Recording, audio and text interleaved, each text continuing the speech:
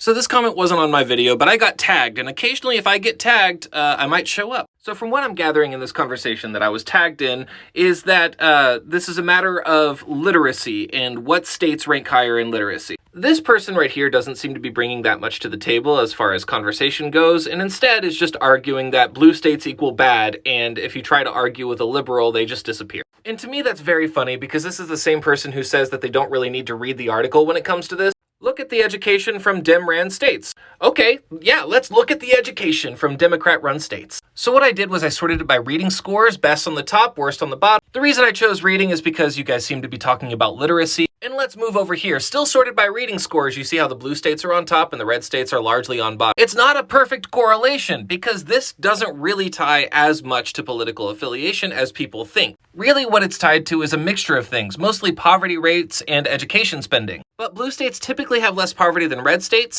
and blue states typically have better education spending than red states. But now let's get into what you guys were actually talking about, which is literacy rates. Honestly, this is really cool because I didn't have this on my sheet before and you gave me a chance to add it, so thank you. This will be available on the next big update, so stay tuned. But ultimately, if you sort by literacy rate and you look at political affiliation, there's not really any correlation at all. States are mixed up everywhere. There's red states on top, there's red states on bottom, blue states are scattered in. There's no correlation really. But there is a pretty big correlation with poverty rate. And this is a really fascinating subject because literacy rates aren't necessarily tied to education. There are a lot of contributing factors to literacy rates. And here's the thing, ultimately that video was not even talking about that. That video is about a news article about Illinois community leaders wanting to abolish history lessons. But it goes deeper than that. The reason that they want to cease history lessons is so that they can remodel what the curriculum is actually supposed to be. Essentially, LaShawn K. Ford is claiming that the current curriculum unfairly communicates our history, and it overlooks contributions by women, members of the Black, Jewish, LGBT community, and contributions by other groups, which